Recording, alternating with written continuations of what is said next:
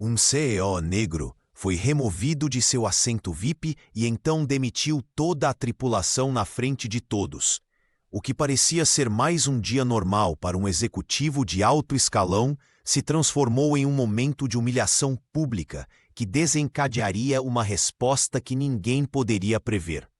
Antes de começarmos, não se esqueça de se inscrever no canal e comentar de onde você está assistindo. O voo 447 da companhia aérea estava prestes a decolar do Aeroporto Internacional de Nova York com destino a Los Angeles.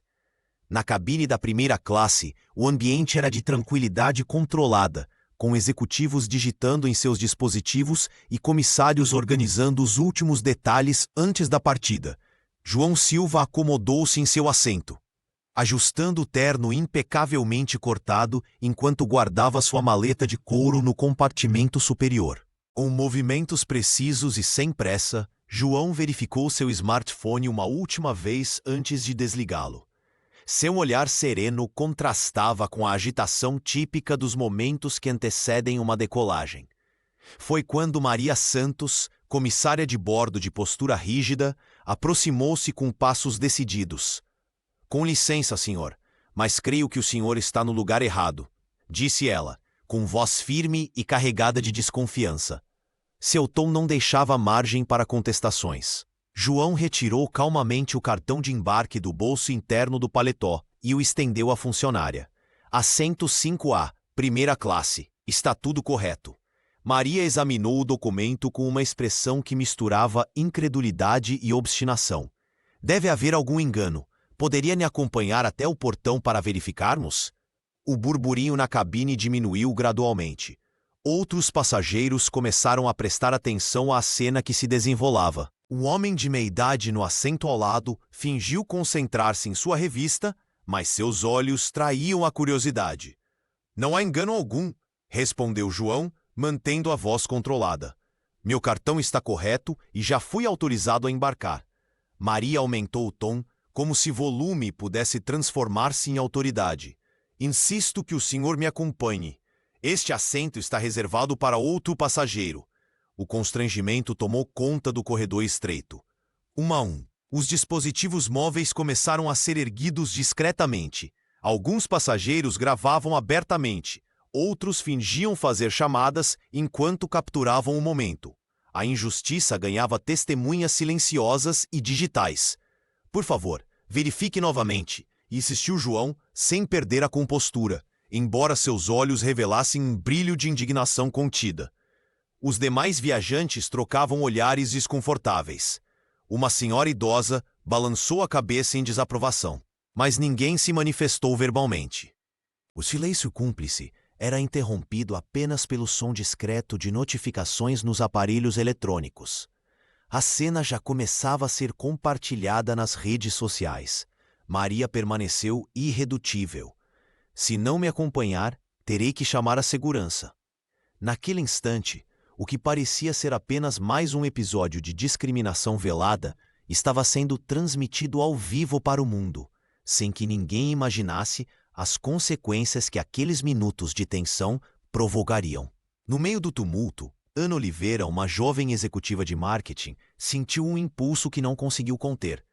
Com as mãos trêmulas, ela ergueu seu smartphone e iniciou uma transmissão ao vivo em sua rede social. O coração dela batia acelerado contra o peito enquanto enquadrava a cena constrangedora que se desenrolava na primeira classe. Ana sabia que aquele momento carregava um potencial transformador, não apenas para expor uma injustiça flagrante, mas também para possivelmente redefinir sua própria trajetória profissional. "Estou transmitindo ao vivo do voo 447, onde um passageiro está sendo questionado sobre seu direito de estar na primeira classe", narrou ela em voz baixa, tentando não chamar atenção.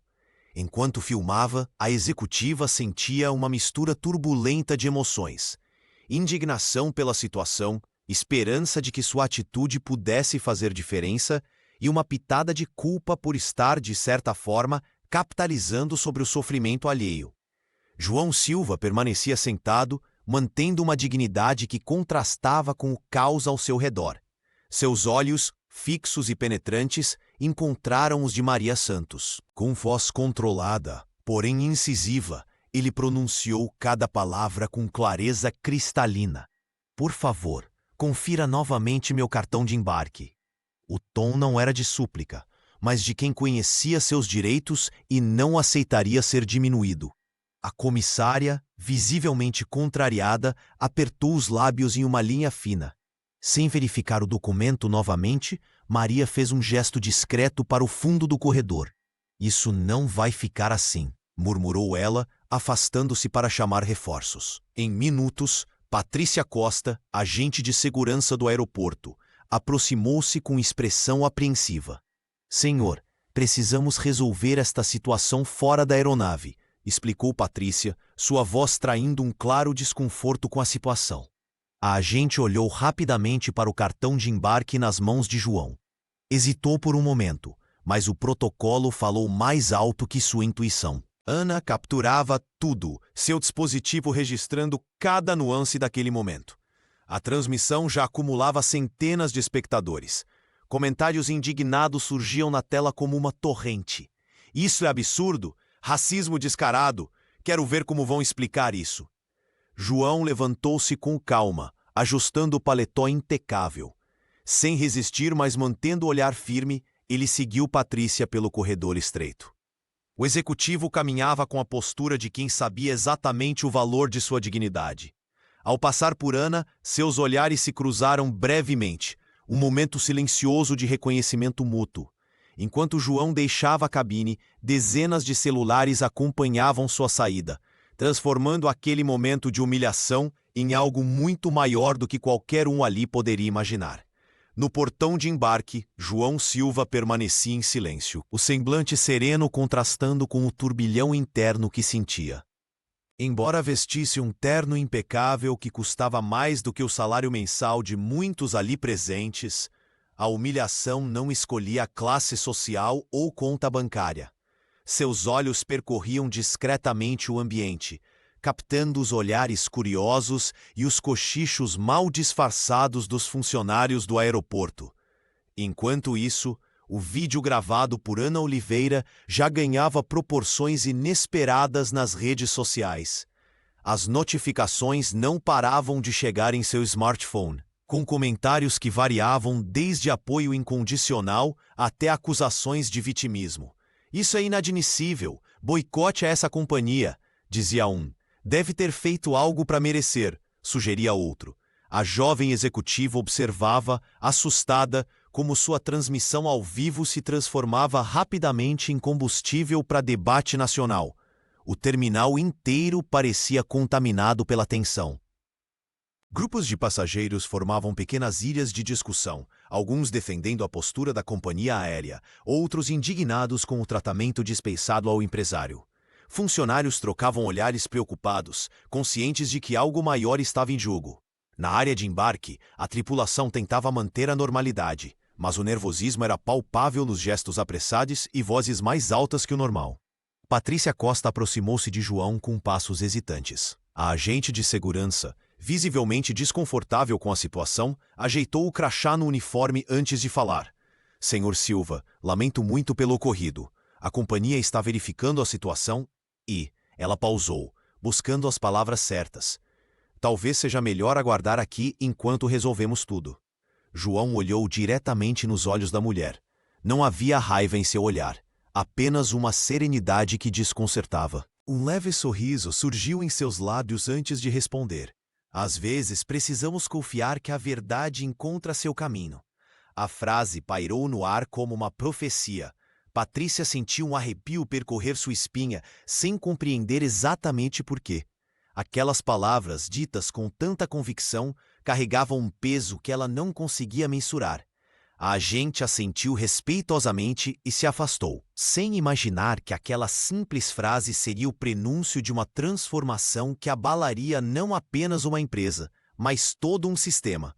Mal sabia ela que naquele exato momento, o celular de João vibrava com mensagens de seus assessores, que já movimentavam peças num tabuleiro invisível aos olhos dos presentes.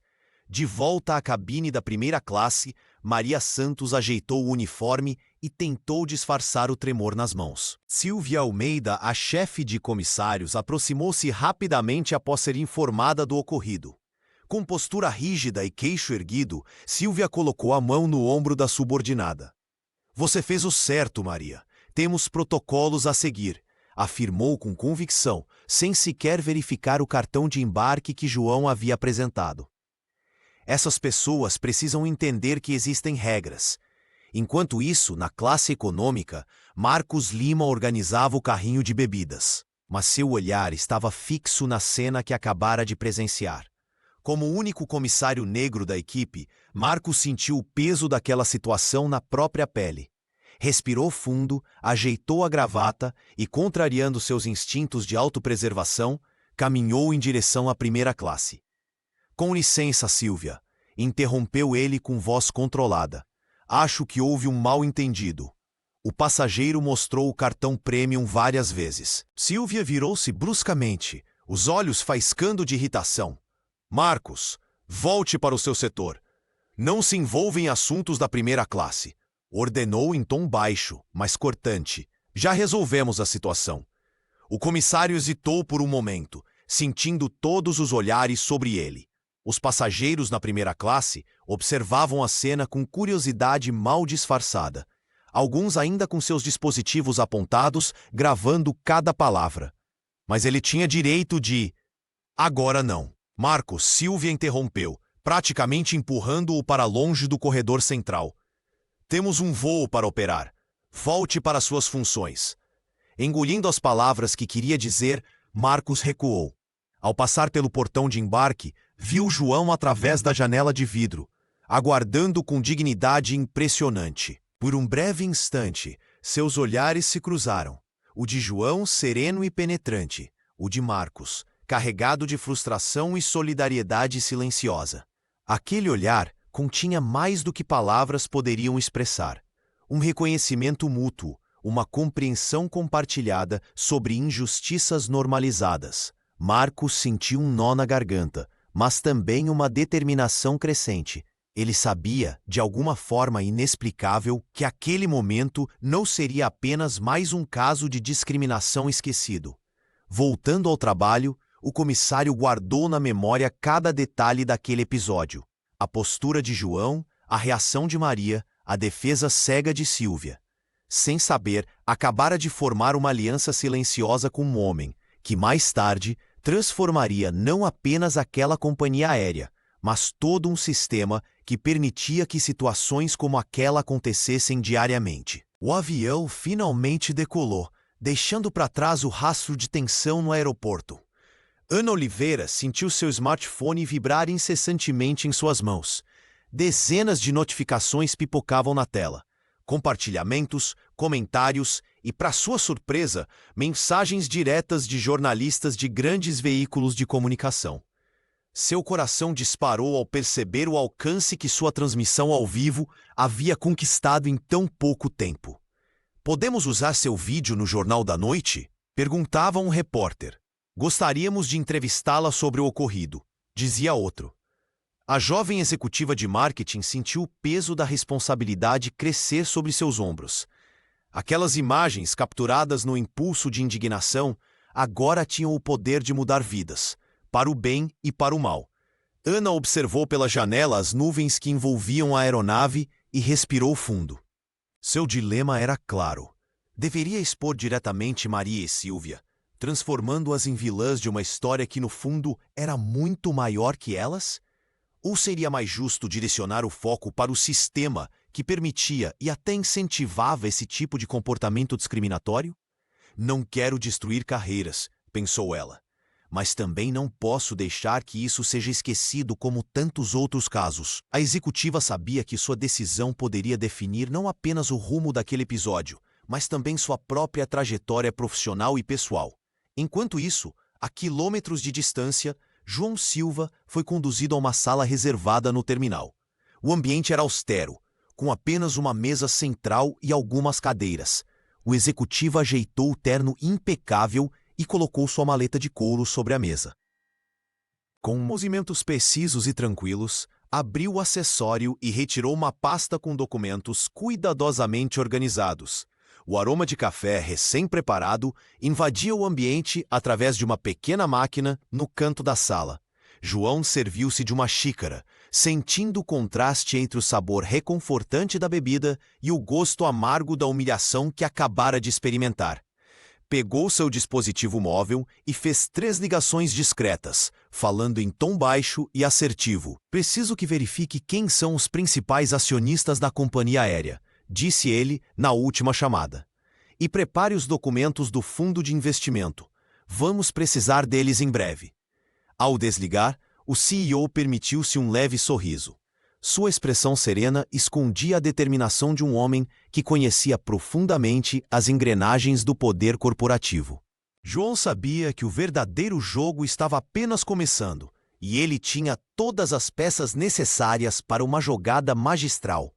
Nas 4 horas seguintes, o vídeo de Ana Oliveira transformou-se em um verdadeiro furacão digital. Passageiro negro é retirado de primeira classe em voo nacional, tornou-se manchete em todos os portais de notícias do Brasil. As imagens, capturadas com precisão pela jovem executiva, mostravam cada detalhe do constrangimento sofrido por João Silva, desde o tom acusatório de Maria até sua retirada forçada da aeronave. Hashtags como "racismo não voa" e hashtag "justiça para João" dominaram as tendências nas redes sociais. Comentários indignados se multiplicavam a cada minuto, com pessoas compartilhando suas próprias experiências de discriminação em serviços premium. O debate sobre racismo estrutural ganhou força, especialmente no setor de atendimento ao cliente de alto padrão. Ana recebeu uma ligação inesperada da TV Notícias Brasil, convidando-a para uma entrevista ao vivo no telejornal noturno. Sentada no estúdio iluminado, a executiva tentava controlar o tremor em sua voz enquanto relatava o ocorrido. "Não pude ficar calada diante daquela injustiça", declarou ela com os olhos marejados. "Ninguém merece ser humilhado assim, independentemente de quem seja." Enquanto isso, na sede da companhia aérea em São Paulo, o clima era de pânico absoluto. Carmen Bernardes, diretora regional, observava os monitores da sala de crise exibirem em tempo real a queda nas ações da empresa. O suor frio escorria por sua testa enquanto assessores entravam e saíam com relatórios cada vez mais alarmantes sobre o impacto nas redes sociais. "Precisamos de um posicionamento oficial imediatamente", insistiu um dos assessores, estendendo um rascunho de nota à diretora. Carmen balançou a cabeça, rasgando o papel em pedaços. "Isso não é suficiente. Precisamos de algo mais contundente." A profissional pegou seu dispositivo e ligou diretamente para o presidente da companhia, que estava em uma conferência em Brasília. A conversa foi breve e tensa. "Se não agirmos agora, podemos perder milhões em valor de mercado", alertou ela, sentindo o peso da responsabilidade sobre seus ombros. No corredor, funcionários do departamento jurídico corriam com documentos, tentando avaliar os riscos legais do incidente.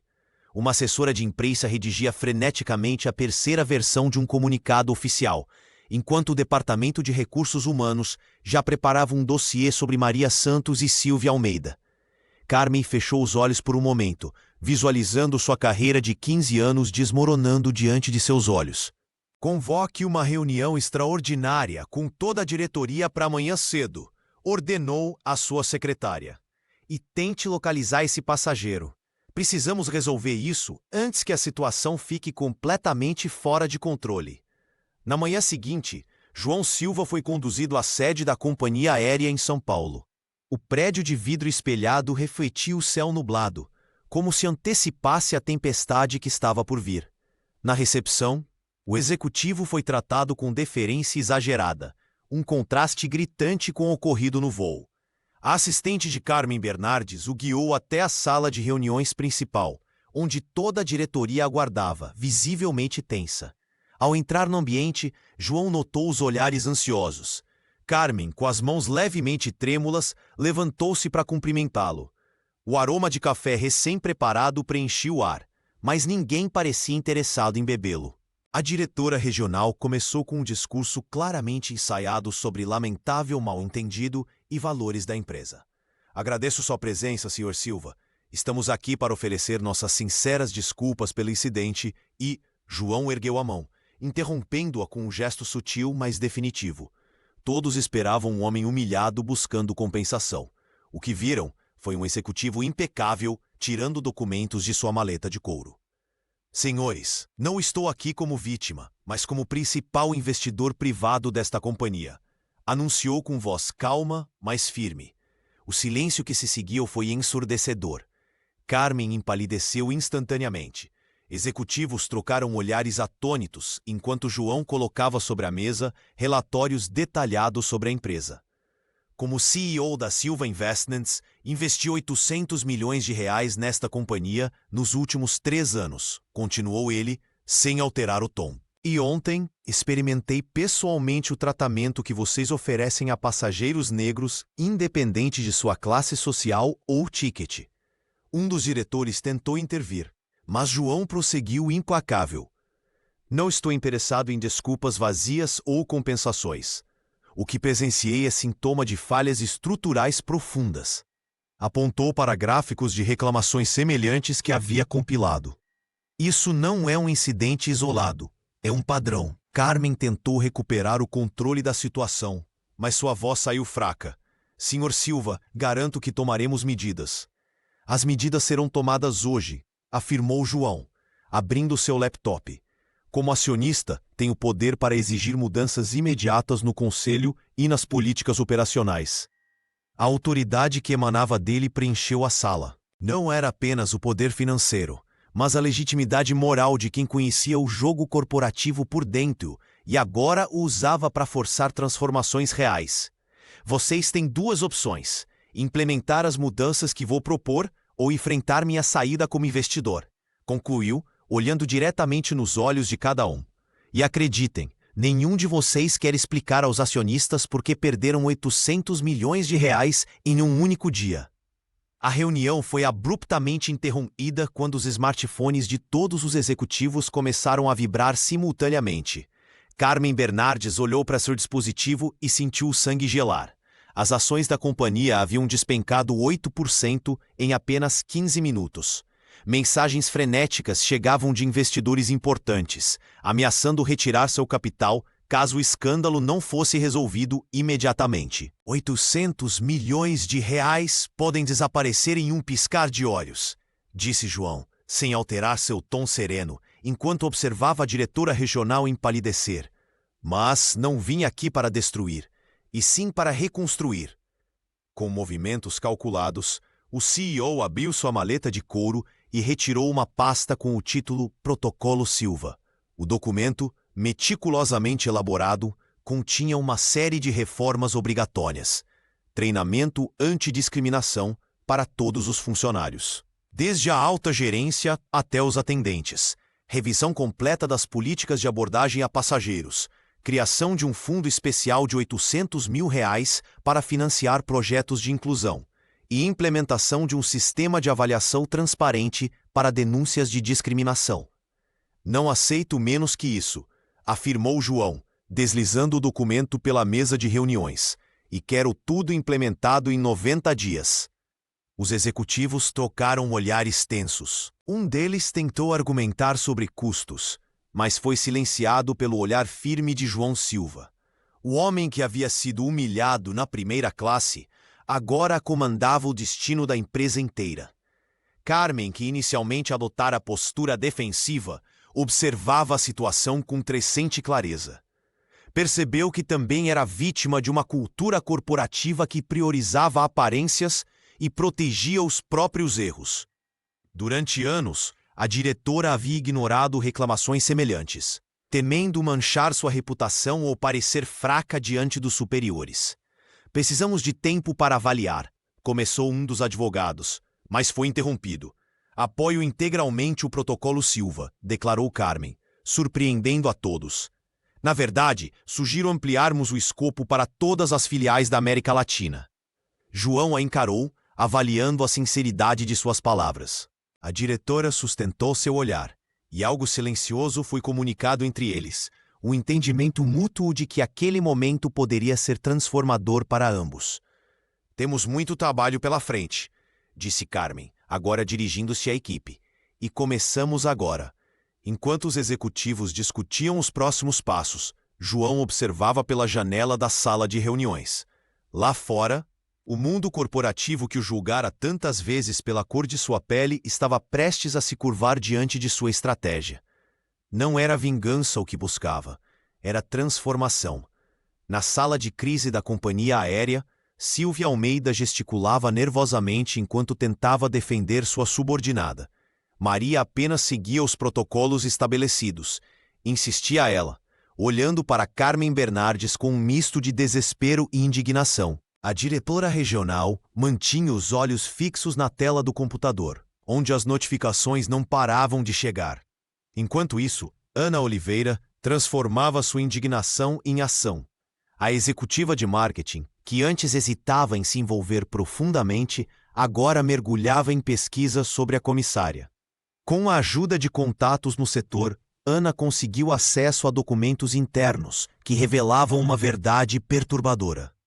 Maria Santos acumulava 23 reclamações anteriores por tratamento discriminatório a passageiros.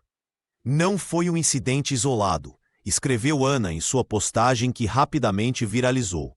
É um padrão de comportamento que a empresa escolheu ignorar por anos. Anexados à publicação, os documentos com datas e descrições detalhadas das ocorrências anteriores deixavam pouco espaço para dúvidas. O público nas redes sociais reagiu com fúria. Com hashtags como #boicote aérea e #justiça para João dominavam os trending topics nacionais. Investidores começaram a questionar publicamente a cultura organizacional da empresa, e o valor das ações despencou 7% em apenas uma tarde. Em resposta à crise crescente, a assessoria de imprensa da companhia divulgou uma nota oficial pedindo desculpas pelo mal-entendido e prometendo revisar procedimentos internos. O comunicado, repleto de jargões corporativos e sem compromissos concretos, só intensificou a revolta. Um usuário influente resumiu o sentimento geral. Desculpas vazias não consertam racismo estrutural. Carmen observava o desastre de relações públicas se desenrolar em tempo real. Sua carreira de 15 anos parecia desmoronar diante de seus olhos. Precisamos fazer algo mais significativo, murmurou para sua equipe, que parecia tão perdida quanto ela. João Silva, do conforto de seu quarto de hotel, acompanhava cada desdobramento com a calma de quem já previra o desenrolar dos acontecimentos. Em uma ligação com seu advogado, o executivo comentou: "Eles ainda pensam que isso é sobre um assento ou um pedido de desculpas. Não entenderam que estamos redesenhando o tabuleiro inteiro." Enquanto fechava seu dispositivo, João sorriu levemente. O escândalo havia abalado a confiança do público e dos investidores, mas para ele, aquilo era apenas o primeiro movimento de uma estratégia muito maior. A verdadeira batalha, a que realmente importava, estava apenas começando. Sozinho no quarto do hotel em São Paulo, João Silva finalmente permitiu que sua máscara de força desabasse. As luzes da cidade piscavam através da janela panorâmica, contrastando com a escuridão que momentaneamente tomava conta de seus pensamentos. Ele afrouxou a gravata cara e sentou-se na poltrona de couro, os ombros pesados com o fardo invisível que carregava há anos. Sobre a mesa de cabeceira, a fotografia emoldurada de Mariana, sua esposa falecida há 3 anos, parecia observá-lo com aquele sorriso que sempre fortalecia nos momentos difíceis. João pegou o porta-retrato, passando os dedos sobre a imagem. "Você sempre dizia que eu era forte demais para meu próprio bem", murmurou ele para o silêncio do quarto. Mas hoje foi diferente. O executivo abriu sua maleta e retirou um diário de capa preta, presente de Mariana no dia em que assumiu a presidência da firma de investimentos. Com a caneta tinteiro que sempre carregava, escreveu com letras firmes: "Talvez o mundo não mude, mas hoje eu vou tentar fazer ele se curvar um pouco." Enquanto contemplava o que havia escrito, lembrou-se do olhar de Maria quando o confrontou no avião. Não era apenas protocolo. Havia algo mais profundo ali, algo que nem 800 milhões de reais em investimentos conseguiam apagar. Ele serviu-se de um dedo de uísque, sentindo o líquido âmbar queimar sua garganta enquanto as memórias do dia ardiam em sua mente. Do outro lado da cidade, Ana Oliveira encarava a tela do seu computador, onde 13 e-mails de produtoras diferentes propunham transformar seu vídeo em um documentário. A jovem executiva de marketing mordiscava nervosamente a unha do polegar enquanto pesava as consequências. Seu celular não parava de vibrar com notificações. Mais de 200 mil visualizações em poucas horas. É muita exposição, disse para si mesma, imaginando as câmeras, entrevistas e a inevitável onda de ódio que viria junto com a admiração. Seu apartamento, normalmente um refúgio, parecia pequeno demais para conter a magnitude da decisão que precisava tomar. Ana serviu-se de chá e abriu uma nova mensagem que acabara de chegar. Era de Marcos Lima, agradecendo sua coragem. Algumas histórias precisam ser contadas, mesmo quando dói, dizia a mensagem do comissário. Ela respirou fundo e começou a digitar uma resposta para a primeira produtora. Não se tratava de fama ou reconhecimento pessoal. Era sobre justiça, sobre fazer com que aquele momento de humilhação se transformasse em algo maior, algo que pudesse, talvez, impedir que outras pessoas passassem pelo mesmo constrangimento. Vamos conversar, escreveu ela, sentindo o peso e a responsabilidade de cada palavra. No escritório reservado do hotel, João Silva e Marcos Lima sentaram-se frente a frente, com 2 xícaras de café entre eles. O aroma forte preenchia o ambiente enquanto o CEO explicava sua visão para transformar a companhia aérea de dentro para fora. Marcos, você foi o único que tentou fazer algo naquele dia, disse João, observando atentamente o comissário. Pessoas como você são raras no ambiente corporativo. O funcionário ajustou a postura, ainda desconfortável por estar conversando com um dos maiores investidores do país. Apesar da tensão inicial, a conversa fluiu com naturalidade impressionante. Marcos compartilhou histórias de discriminação que testemunhara durante anos de trabalho, situações que permaneciam escondidas sob o tapete da política corporativa. Sempre soube que precisávamos de mudanças, mas nunca tive voz para implementá-las, confessou o comissário, girando a xícara entre os dedos. João sorriu, reconhecendo naquele homem o potencial que poucos enxergavam. Quero que você lidere o novo departamento de diversidade e inclusão. Não preciso de figurantes para fotos institucionais. Preciso de alguém que conheça a realidade do chão da cabine. Os olhos de Marcos se arregalaram. Aquela proposta significava não apenas uma promoção, mas a chance de transformar o ambiente que tanto o sufocara por anos. Enquanto isso, na sede da companhia em São Paulo, Carmen Bernardes enfrentava uma reunião tempestuosa com outros diretores. A sala de vidro, normalmente palco de decisões frias e calculadas, agora fervilhava com acusações. Você está entregando a empresa de bandeja para esse investidor, gritou o diretor financeiro, batendo na mesa. Essas novas políticas vão custar milhões e desestabilizar toda a nossa estrutura.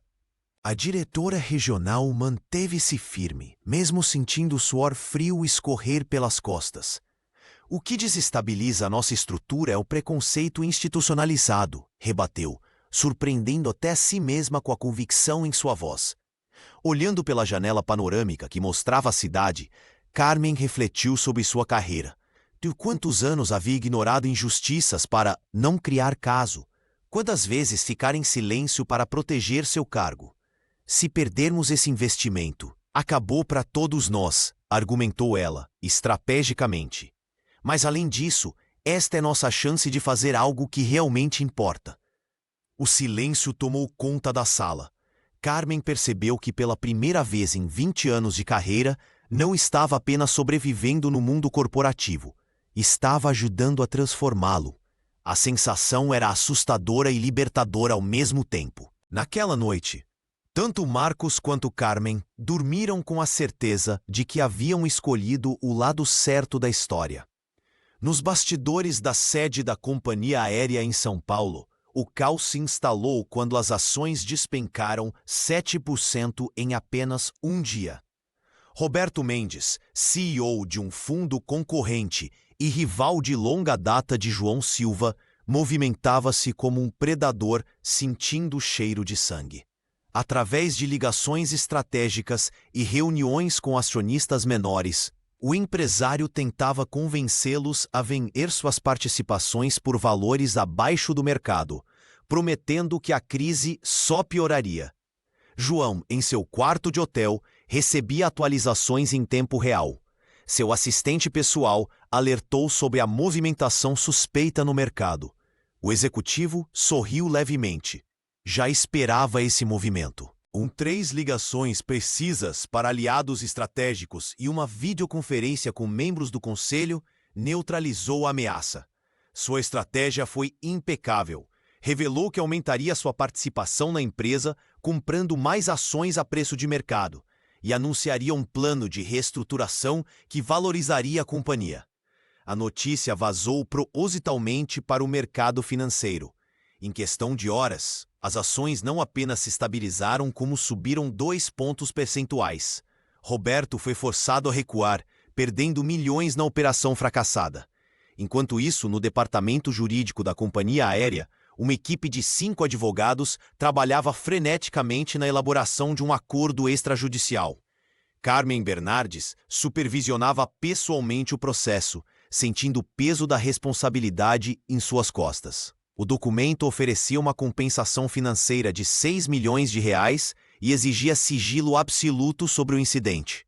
Quando o chefe do jurídico apresentou a proposta a João em uma sala reservada, o empresário nem se deu ao trabalho de folhear o documento. Colocou a caneta sobre a mesa e, com voz firme, declarou: "Justiça comprada não muda sistemas." O advogado insistiu, aumentando a oferta para 10 milhões. João levantou-se, ajustou o terno impecável e respondeu: "Vocês ainda não entenderam. Não estou negociando compensação. Estou exigindo transformação." A notícia da recusa chegou a Carmen como um balde de água fria. A diretora percebeu que estava diante de algo maior que dinheiro. Um homem determinado a usar seu poder para mudar estruturas enraizadas. Ela sabia que precisaria repensar completamente sua abordagem. No final daquele dia, João anotou em seu diário: "Eles tentaram me comprar com o mesmo dinheiro que eu já possuo. O que busco não tem preço no mercado financeiro." A implementação do Protocolo Silva começou a enfrentar resistência logo na primeira semana. Funcionários mais antigos da companhia aérea se reuniam nos corredores, trocando olhares desconfiados, enquanto as novas diretrizes eram afixadas nos murais. No departamento de cabine, 3 supervisores veteranos se recusaram a assinar o termo de compromisso com as novas políticas de inclusão. João Silva observava tudo com a serenidade de quem já esperava essa reação. Em uma videoconferência com Carmen Bernardes, ele foi direto: "Não estamos pedindo favores, estamos exigindo mudanças estruturais", afirmou o CEO, ajustando a gravata. "Quem não se adaptar, não permanece." Carmen engoliu em seco. Ela sabia que precisava equilibrar a pressão dos acionistas com o descontentamento interno. Alguns gerentes já ameaçavam pedir demissão, alegando interferência externa excessiva. "Precisamos de tempo para ajustar a cultura", argumentou a diretora, passando a mão pelos cabelos. "Décadas de comportamento não mudam da noite para o dia." João sorriu, mas seus olhos permaneceram sérios. "O tempo acabou no momento em que fui retirado daquele assento. Agora é hora de ação." Enquanto isso, no aeroporto, Patrícia Costa enfrentava o isolamento.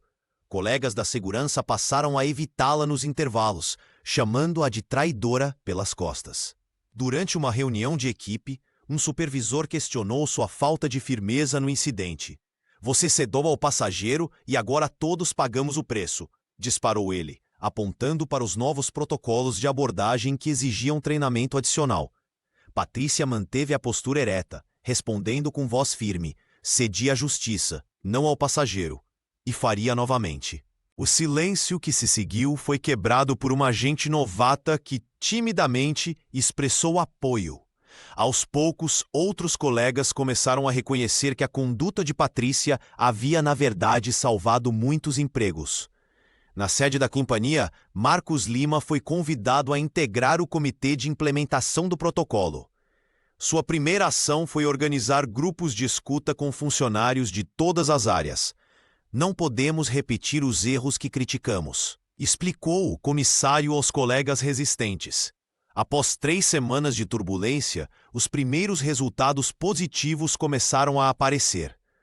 Uma pesquisa interna mostrou que 70% dos funcionários reconheciam a necessidade das mudanças, mesmo que ainda tivessem dúvidas sobre a implementação. João, ao receber os dados, fez questão de enviar uma mensagem pessoal a Patrícia, reconhecendo sua coragem.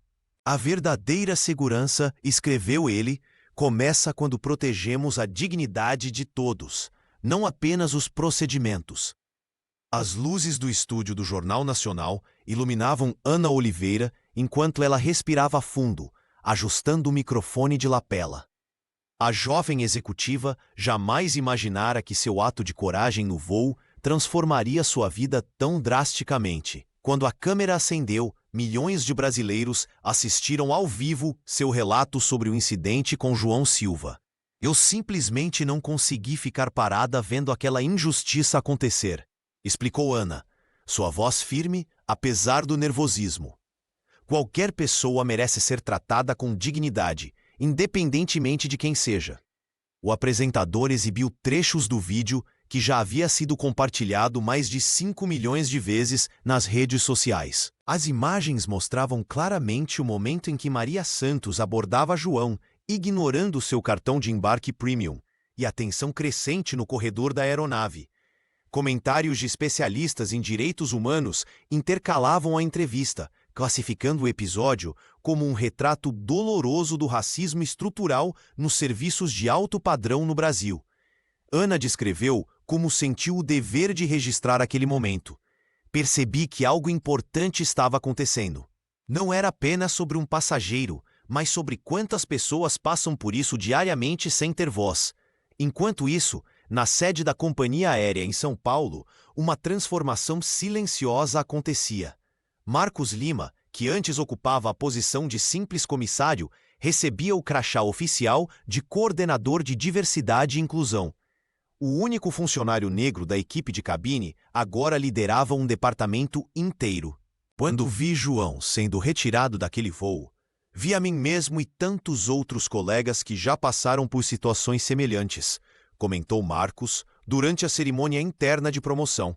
Sua postura tranquila escondia a determinação de alguém que conhecia profundamente os desafios que enfrentaria. Carmen Bernardes, antes relutante, agora apoiava publicamente a iniciativa. A diretora regional percebeu que a sobrevivência da empresa dependia dessa mudança de rumo. O coordenador Lima traz uma perspectiva essencial para reconstruirmos nossa cultura organizacional, declarou em comunicado oficial. Os primeiros resultados já apareciam. Denúncias internas de discriminação passaram a ser tratadas com seriedade, e os funcionários começavam a participar ativamente de treinamentos sobre vieses inconscientes. Patrícia Costa, a agente de segurança que hesitara durante o incidente, tornou-se uma das principais colaboradoras de Marcos. O caso do voo 447 transformou-se em símbolo nacional. Nas redes sociais, hashtags como Primeira Classe para Todos e Protocolo Silva mobilizavam discussões sobre inclusão em espaços exclusivos. O vídeo de Ana não era mais apenas uma denúncia. Havia se tornado um marco na luta por dignidade e respeito nos serviços brasileiros de alto padrão. A sala de reuniões da companhia aérea estava silenciosa quando João Silva entrou. Todos os executivos presentes pareciam tensos, como se pressentissem que algo além de um simples pedido de desculpas estava por vir. Carmen Bernardes, com os olhos cansados de noites mal dormidas, tentava manter a compostura enquanto organizava documentos sobre a mesa de vidro. Senhores, agradeço a presença de todos, começou João com voz calma, ajustando discretamente o terno impecável. Mas antes de discutirmos compensações, preciso revelar algo importante. O empresário abriu sua maleta de couro e retirou um documento oficial com o timbre do Departamento de Justiça. Minha presença naquele voo não foi coincidência, continuou ele, enquanto os olhares confusos se cruzavam pela sala. Fazia parte de uma auditoria social secreta que estamos conduzindo em parceria com autoridades federais. O silêncio que se seguiu foi ensurdecedor. Carmen empalideceu visivelmente, enquanto outros diretores buscavam freneticamente seus dispositivos móveis. A revelação caiu como uma bomba. Não estavam lidando apenas com um passageiro humilhado, mas com uma investigação federal estruturada. O relatório completo, explicou João, deslizando uma pasta pela mesa, documenta não apenas o incidente comigo, mas outros 17 casos semelhantes nos últimos 6 meses. Um dos executivos tentou argumentar sobre protocolos internos, mas João ergueu a mão, interrompendo-o. Além disso, como principal investidor privado desta companhia, devo informar que meus 800 milhões de reais serão retirados caso as mudanças que propus não sejam implementadas integralmente. O burburinho cresceu na sala. Alguém mencionou que isso seria catastrófico para a imagem da empresa. Outro sussurrou sobre o impacto nas ações. Como se respondesse a esse comentário, os smartphones começaram a vibrar simultaneamente. As ações já despencavam no mercado financeiro. Carmen, recuperando parcialmente a compostura, levantou-se. Precisamos de tempo para avaliar essas exigências. Tentou negociar, mas sua voz traía seu nervosismo. O tempo acabou, respondeu João, fechando sua maleta. Vocês tiveram anos para mudar voluntariamente. Agora a mudança virá de qualquer forma, com ou sem vocês no comando. O CEO caminhou até a janela, observando brevemente a cidade lá fora. Quando se virou, seu olhar era determinado, mas não vingativo. Não se trata de punição, mas de transformação. Vocês podem ser parte do problema ou da solução. Os executivos se entreolharam, percebendo finalmente a gravidade da situação. Não era apenas um escândalo de relações públicas, era uma questão de sobrevivência corporativa. As ações continuavam em queda livre, e o império que construíram parecia desmoronar diante de seus olhos. A sala de reuniões da companhia aérea estava silenciosa como nunca antes. João Silva permanecia de pé, com seu terno impecável, enquanto os executivos, de cabeças baixas, assinavam os documentos que formalizavam a aceitação completa do Protocolo Silva. As ações da empresa haviam despencado 25% em apenas 2 dias, e a ameaça de retirada dos 800 milhões de reais de investimento não deixava margem para negociação. Carmen Bernardes, com olheiras profundas após noite sem dormir, foi a primeira a levantar o olhar após assinar. Começamos hoje mesmo a implementação, disse a diretora com uma firmeza que surpreendeu até mesmo seus colegas. Já convoquei uma equipe especializada para reformular nossos treinamentos e políticas internas. João assentiu, mantendo a expressão serena que o caracterizava. O executivo sabia que aquela vitória não era apenas sua, mas de todos que já haviam sido discriminados e silenciados. O protocolo exigia auditorias trimestrais, treinamento obrigatório antidiscriminação e a criação de um conselho de diversidade com poder real de decisão. Não estou apenas impondo regras, explicou ele, olhando cada rosto na sala. Estou oferecendo um caminho para que esta empresa se torne referência em inclusão no mercado. Enquanto isso, no outro lado da cidade, Ana Oliveira recebia a notícia que seu projeto de documentário havia sido aprovado. A jovem executiva, que nunca imaginou que seu ato de coragem geraria tamanho impacto, agora via seu nome estampado em manchetes por todo o país. Seu telefone não parava de tocar com pedidos de entrevistas e mensagens de apoio. Primeira classe, o preço da dignidade não seria apenas sobre o incidente no voo, mas uma investigação profunda sobre discriminação em ambientes corporativos. Ana havia convidado Marcos Lima e Patrícia Costa para compartilharem suas experiências, criando uma narrativa poderosa sobre resistência e transformação. Seu documentário foi selecionado para a mostra principal do Festival de Cinema de São Paulo, e informou seu produtor, mal contendo a empolgação. Isso é histórico para um projeto de estreia. O impacto do caso já ultrapassava fronteiras. 3 outras companhias aéreas haviam solicitado acesso ao Protocolo Silva para implementação voluntária, temendo serem as próximas a enfrentar escrutínio público. Consultores de diversidade eram contratados às pressas, e políticas de inclusão antes meros documentos decorativos, ganhavam dentes e fiscalização. Na sede da companhia, funcionários comentavam sobre a transformação em curso. Alguns resistiam, outros abraçavam a mudança, mas todos sabiam que nada seria como antes. O medo inicial dava lugar a um sentimento cauteloso de esperança. João, ao deixar o prédio naquela tarde, permitiu-se um discreto sorriso. A dignidade tinha finalmente encontrado seu preço, e era muito mais alto do que qualquer um poderia imaginar. O plenário do Congresso Nacional estava lotado quando João Silva subiu ao púlpito. Vestindo um terno impecável, o CEO ajustou o microfone enquanto encarava a plateia composta por parlamentares, empresários e ativistas. Sua presença ali não era acidental. O caso do voo 447 havia se tornado um marco na discussão sobre racismo estrutural no Brasil. Justiça não é apenas um momento de indignação nas redes sociais, começou João, sua voz firme ecoando pelo salão. É um compromisso diário com estruturas que promovam dignidade para todos. Ele apresentou dados alarmantes sobre discriminação no ambiente corporativo, mostrando como o preconceito custava bilhões à economia nacional anualmente. Durante a fala, o executivo evitou mencionar sua própria experiência traumática, focando nas soluções práticas que o protocolo Silva havia implementado. Não basta sentir raiva ou vergonha. Precisamos de estratégia, coragem e persistência para mudar sistemas inteiros, afirmou, enquanto slides mostravam os resultados positivos das novas políticas na companhia aérea. Na plateia, jovens empresários tomavam notas freneticamente. Uma nova geração de líderes corporativos via em João não apenas um homem que sofreu discriminação, mas alguém que transformou dor em mudança estrutural. Seu discurso, transmitido ao vivo para todo o país, inspirava outros a questionar práticas enraizadas em suas próprias empresas. Enquanto isso, na sede da companhia aérea em São Paulo, Marcos Lima e Patrícia Costa conduziam o terceiro treinamento semanal sobre inclusão e diversidade.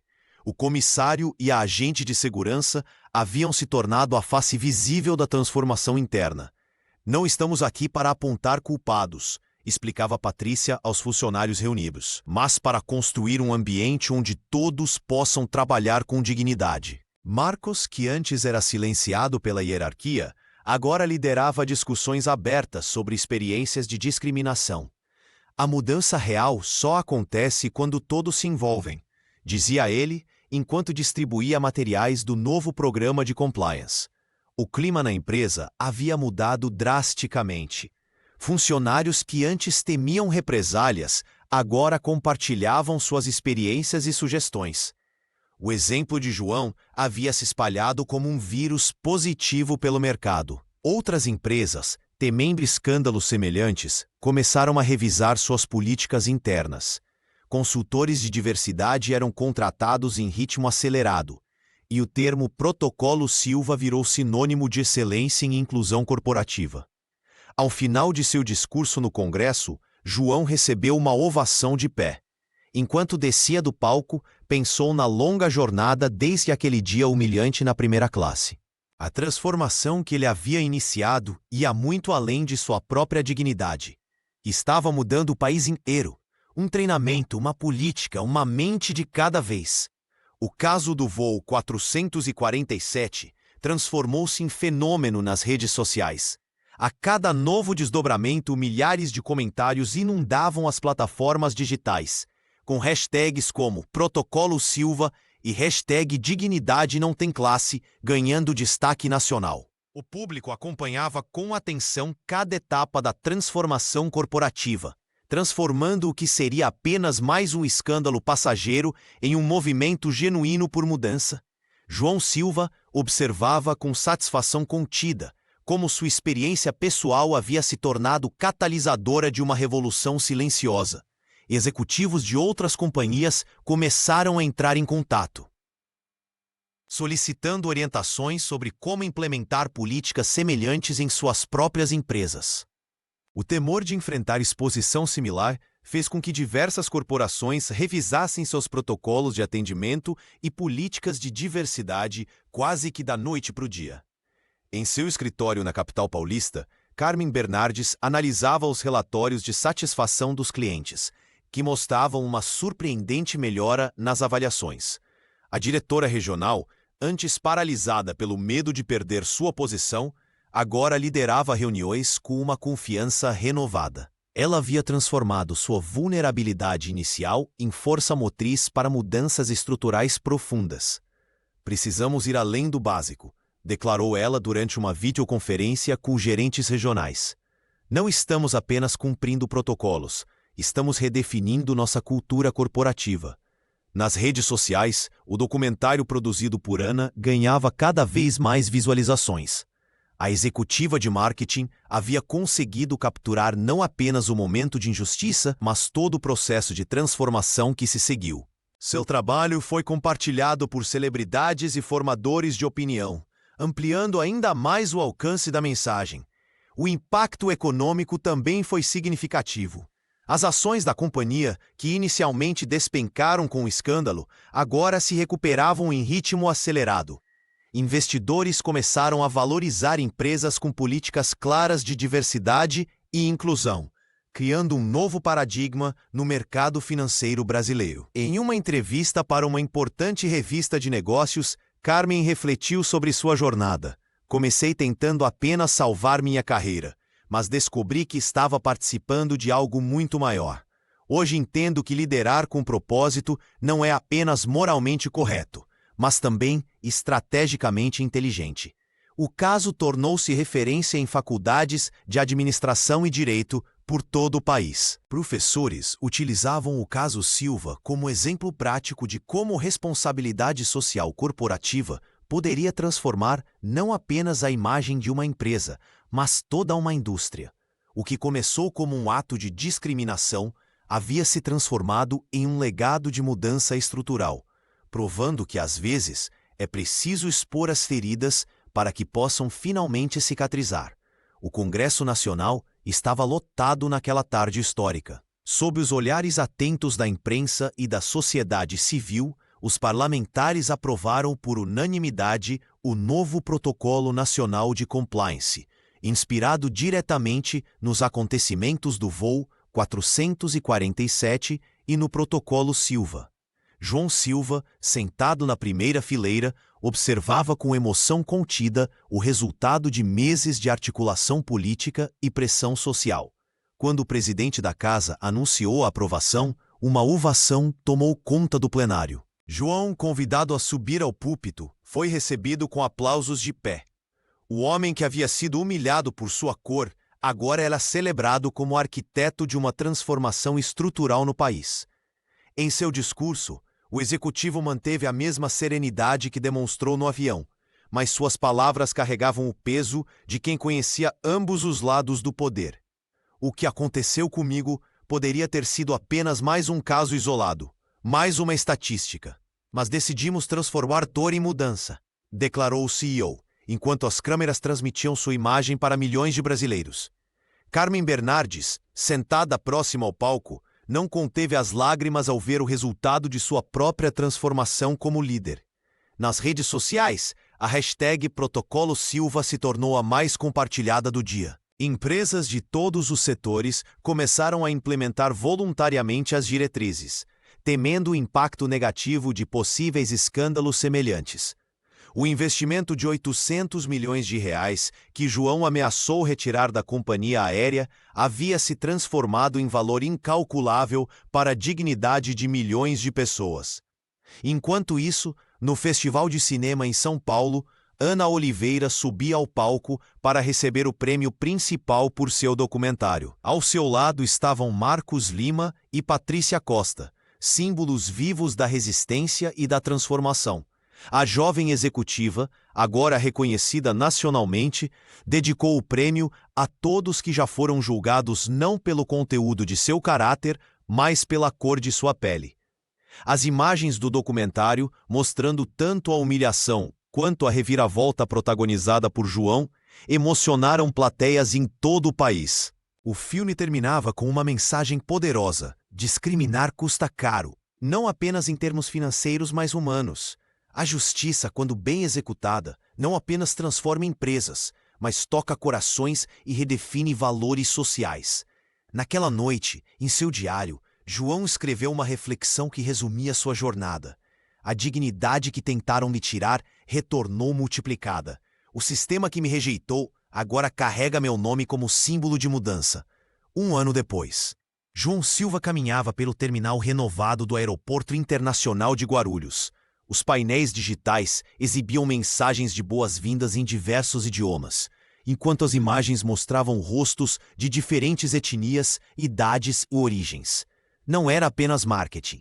Era o resultado palpável do Protocolo Silva, agora implementado em toda a rede de transportes do país. O executivo ajustou discretamente a gravata, observando como os uniformes dos funcionários haviam mudado, assim como suas posturas e sorrisos genuínos. Marcos acenou de longe, agora usando o distintivo de diretor de diversidade e inclusão.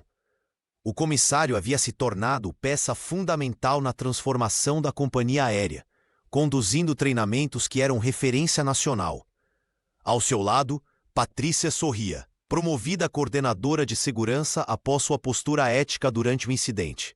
Senhor Silva, seu voo está pronto para embarque, anunciou uma jovem comissária, com respeito genuíno em sua voz. João notou que não havia hesitação em seu olhar, apenas profissionalismo. A mudança era sutil, mas profunda. Na área VIP, Carmen Bernardes conversava com Ana Oliveira. A diretora, antes temerosa, agora liderava o Comitê de Transformação Corporativa, enquanto a executiva de marketing havia se tornado consultora de responsabilidade social. O documentário de Ana havia inspirado uma série de reformas em outras empresas, criando um efeito dominó no mercado. João pegou seu smartphone e viu a notificação. As ações da companhia haviam se recuperado completamente, superando os valores anteriores ao incidente. A prova definitiva de que ética e lucro podiam caminhar juntos.